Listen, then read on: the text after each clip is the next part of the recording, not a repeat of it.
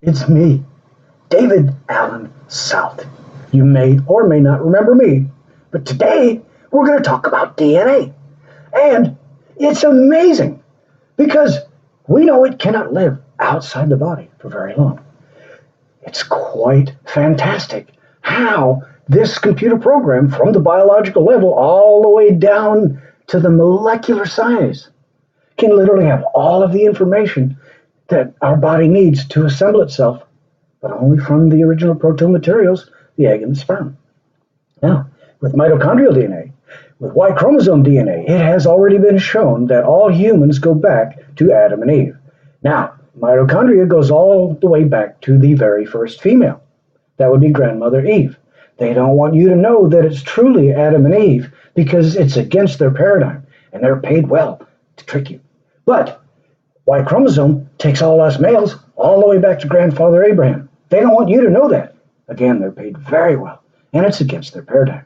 And it shows that they are frauds. Now, in a way, it's their duty because, again, the Father told us in the end times that people would scoff at the idea of a creator, at the concept of Messiah's return, and certainly scoffing at any whiff or whim of a worldwide flood.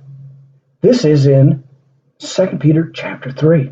Literally discusses the the uniformitarian aspect of evolution, because they say that the processes, how did it go? The processes remain the same from the very beginning.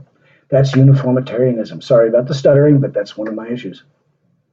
So, DNA, from the molecular level, it has information that helps the body build itself. Now it has schematics, blueprints, follows processes and procedures all in a precise timeline so that everything can assemble itself so that it all works. Because, first of all, there are chemicals that need to be created. Now, those chemicals are formulaic.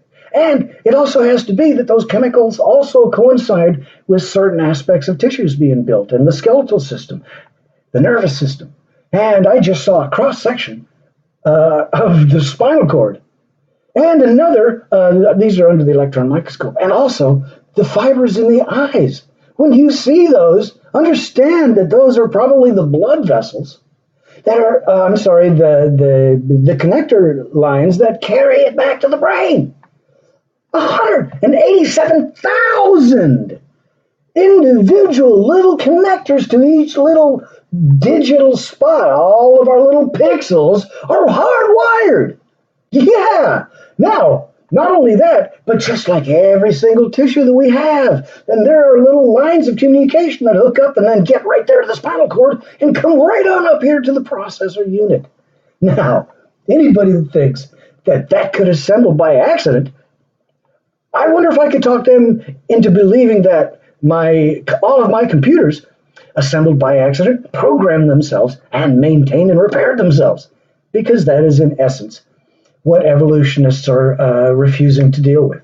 They won't deal with the original premise of materials like minerals mixing with water and somehow becoming a life form, much less than determining that it should rip itself in half and then getting tired of ripping itself in half and seeking someone else to do most of the work, and then both of their groups of junks being perfectly compatible. To say that Adam and Eve did not get together and produce the human race is ludicrous because, again, the DNA is not compatible, it is identical. So, we have a fact-based faith. The Father loves us. He tells us the end from the beginning. He shows us the future before it happens. He documents it so that when it happens, we can take it line by line, precept on precept, and see that He told us the truth. In the garden, He said, don't eat that fruit or death will enter in, and that's what happened when they ate the fruit.